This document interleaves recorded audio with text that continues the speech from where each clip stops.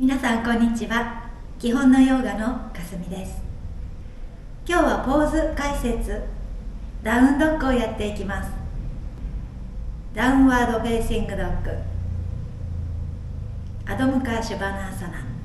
サンスクリット語だとアドムカシュバナーサナ、下向きの犬のポーズと言いますね。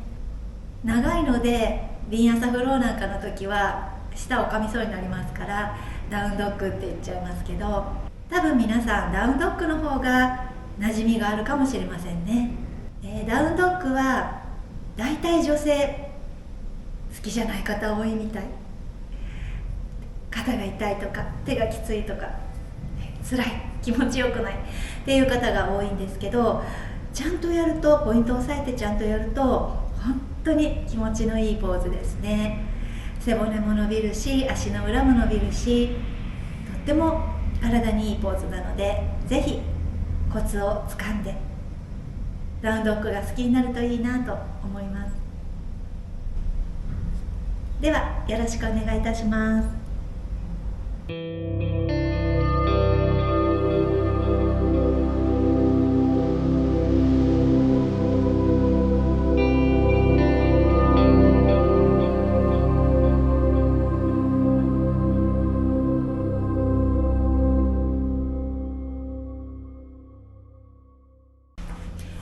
ダウンドッグが好きじゃないっていう方はよく見るとこんな風に体が三角形じゃなくて台形に四角形になっていることが多いです。これだと手首とか肩に負担がきますね。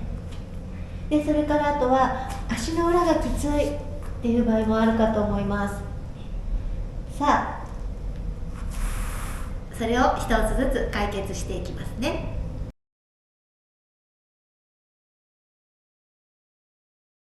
まずダウンドッグの幅、チャイルドポーズをします。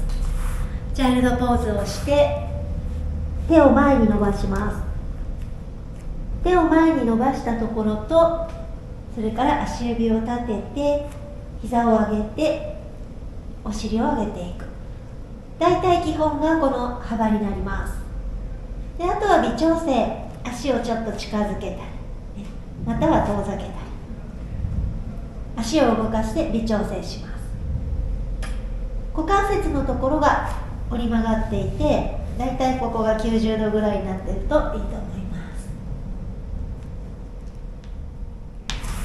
これが基本のダウンドッグの幅。それから手の幅なんですが、マット幅ぐらい開いちゃった方が楽な時もあります。広すぎても良くないんですが、肩幅でやってしまうとここが距離が取れないので肩周りきつくなることがあります。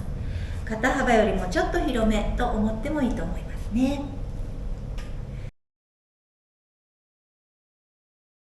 ダウンドッグの手の使い方なんですが、肘がこういう風に入りやすい方は気をつけてくださいね。肘を前にしないで、肘の内側を中に向けるような形で鎖骨を横に開いていきます。手のひら全部を使って手のここですね、親指のところ、人差し指全部こう豆ができるとこありますよね。そのあたりでちゃんと押せるように、それから手首の付け根のところも使います。あとは手の指先、指紋のところもちょっと使います。こういう風にするわけじゃないんだけど、今言ったところを押してあげると空気がここに入りますね。空気の層ができます。でしっかり押せる。ペタッと手のひら全部がペタッとつくのではなくって、ほんのちょっとのこの空気の層が手のひらの内側にあります。でこれは力が必要なアーサナの時はとても役立ちますね。では手の練習をしましょう。まずは手をついて人差し指を長くします。息を吐きながら人差し指ぐーっと長くして、だいたい人差し指中指が平行ぐらいに作っていくんですが、その人の手の形にもよりますけどね。目安は人差し指中指が外に開いたり内側に入ったりしてないこと。それから5本の指しっかり開きます。はい、息を吐きながら人差し指長くして手のひらで体を後ろに押しましょう。はい、もう一度息を吐いて人差し指長くしながら手のひら全体、手首の付け根のところ、指の指紋のところ10本全部使って体を後ろに押します。この手の使い方。はい、今度二の腕です。二の腕をちょっと外回しにする。内回しにするとこういう風になります。外回しにするとここが開いてくるの分かりますか？万歳した状態でやると分かりやすいですね。まっすぐこんな感じ、それから内回しこんな感じ、外回しにすると顔から腕が離れていきます。これが逆さまになった状態だとより分かりやすいと思います。さあ、腕の使い方ですよ。ダウンドッグになってまず腕内回しにわざとしてみますね。これダメなやつです。それから肘が前に向いちゃってる場合、これも肘痛くなりますね。小指側と肩甲骨の下側っていうのはつながってますからね、小指側もしっかり意識をしてあげると手が肩ではなく肩甲骨から使えるようになります。でそれが肩がきつくならないポイントでもありますね。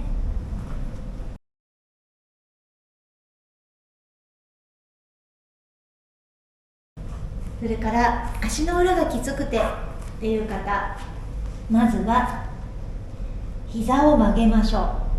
膝を曲げることで足の裏きついのなくなりますね。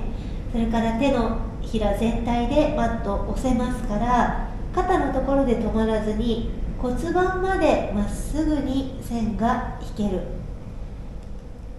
手からお尻までがまっすぐ一直線、斜めの線ができると思います。無理に膝伸ばさなくても大丈夫。股関節を折りたたむことがポイントです。でそれがつかめるようになったら、できるようになったら、今度は膝を伸ばしていく。あとは足の裏をつける。次の段階として足の裏をつけるというのがありますね。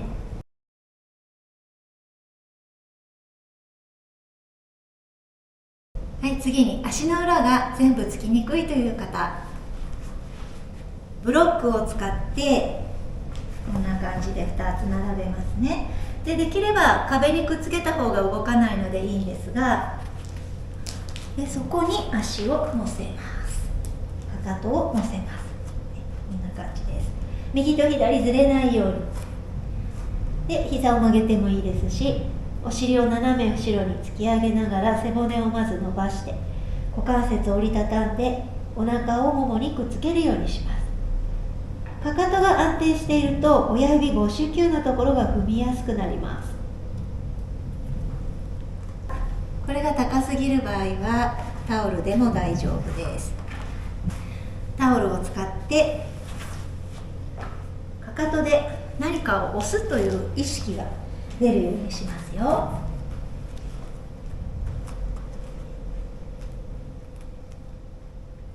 母子球と内くるぶし、それを押していく。それから膝が内側に入らないように気をつけてね。前から見て覗いた時に見えますから、膝のお皿まっすぐです。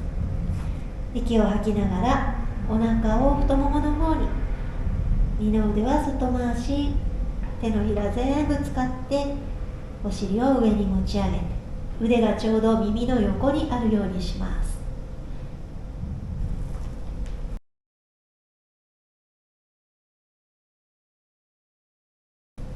次に目線をどこに持っていくか。これは明確に決まっているわけではないと思いますが、まず足を見すぎない、ね、頭が潜りますから。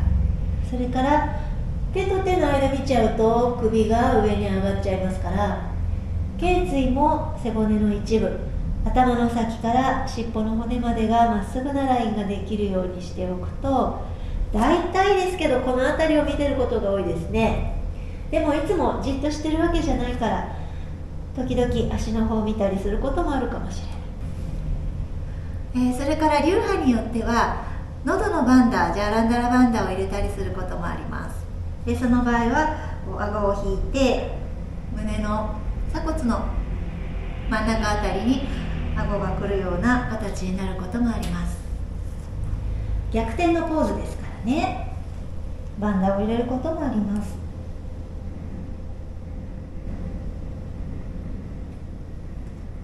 ですから目線は必ず絶対っていうのはないかと思いますが、だいたい目安としてマットの下を見ておくといいかなと思います。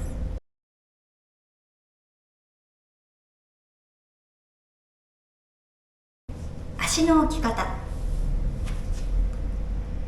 まず母子球のところ、母子球のところで押しますね。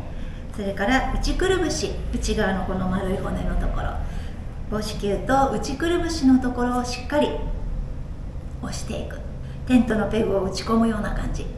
それから小子球、小指側の小子球と外くるぶし、この4点でマットを押してあげられるといいですね。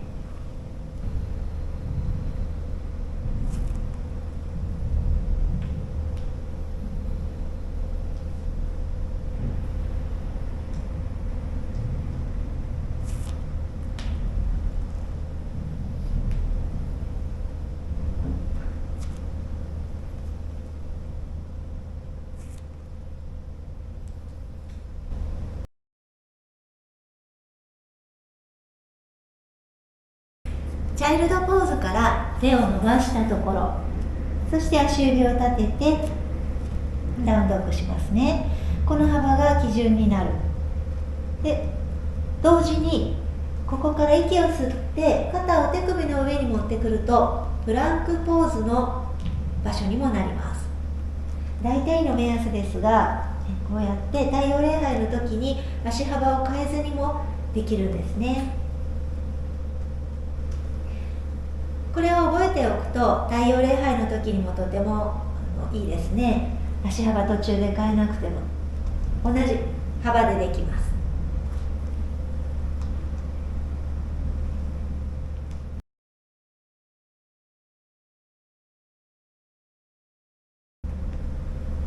それから注意点として肩が柔らかい、それから腰が柔らかい方、柔軟性の高い方、時々入りすぎてしまうことがあるようです。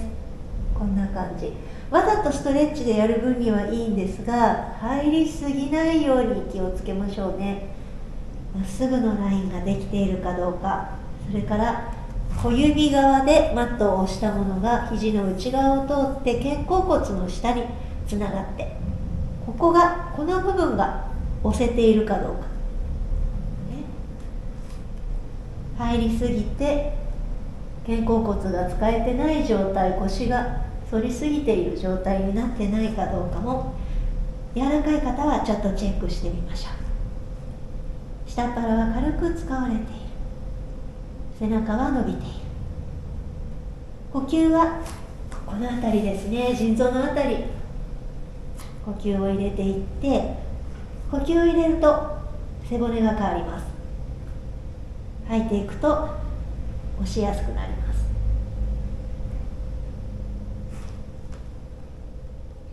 ダウンドッグも逆転のポーズですから、長くやった後は休憩しましょ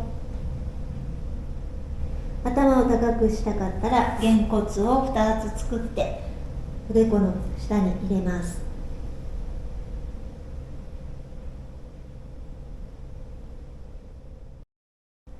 ヨガのポーズにはそれぞれ効果がありますから、その恩恵を正しく受け取れるようにコツをつかんで正しくやっていけるといいかなと思います。正しいっていうのは決して完成形であるとかそういうことではないんですね。ポイントを押さえてどこにどう効かせたいのかっていうのを考えていくと、形は違ってもきちんとそのポーズの恵み、恩恵を受け取ることができます。体が硬くても大丈夫。やり方があります。背骨も伸びる、足の裏側も伸びていく。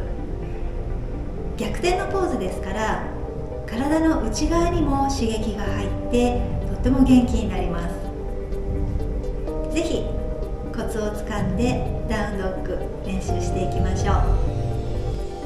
またポーズ解説もいろいろやっていきますね。リクエストがあったらぜひ教えてください。ではありがとうございました。